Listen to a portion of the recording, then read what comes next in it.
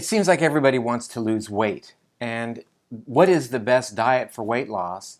It is really a diet that, seemingly a paradox, is a diet that has the most fat.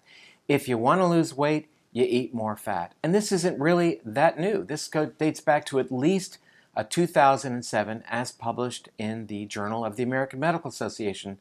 Let's have a look.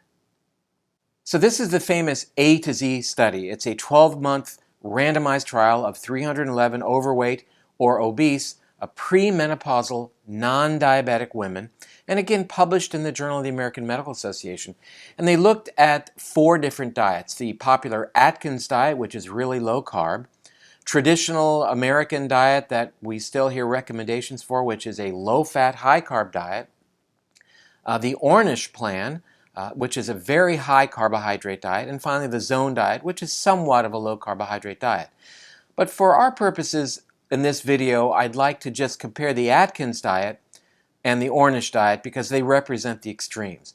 Atkins diet gets 44% of its calories from fat, as opposed to a much significant reduction of carbohydrates down to 34%, and that's just exactly opposite pretty much of what the Ornish plan recommends.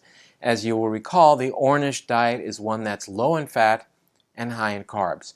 So let's compare the Atkins program to the Ornish program in terms of what the Journal of the American Medical Association has to say.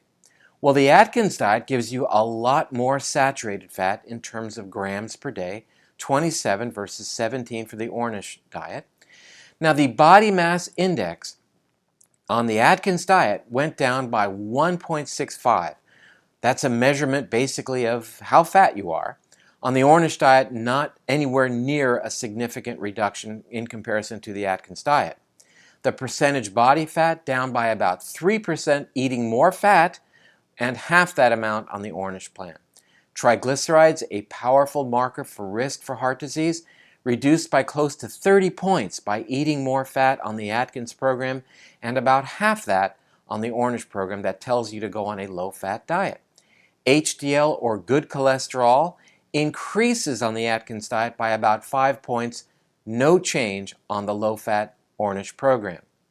LDL, or so-called bad cholesterol, goes down on the Ornish program for sure, and not much change on the Atkins program. What about fasting glucose, which we know is significantly related to risk for Alzheimer's disease, down almost 2 points on the Atkins program, and down by about less than 1 point on Ornish. Blood pressure goes down significantly, eating more fat, and even the bottom number, the diastolic, goes down significantly more, eating more fat on the Atkins program. And as you see here, the Atkins program is a diet that favors much more fat and a significant reduction in carbohydrate in comparison to what so-called U.S. experts recommend, which is a diet that is much higher in carbohydrates. Published in the Journal of the American Medical Association, and this dates back to 2007, the A to Z trial clearly indicates that when we increase our consumption of good fat and dramatically reduce our consumption of carbohydrates, a variety of cardiovascular risk factors improve in favor of the high-fat diet, and you'll even lose more weight. I'm Dr. David Perlmutter.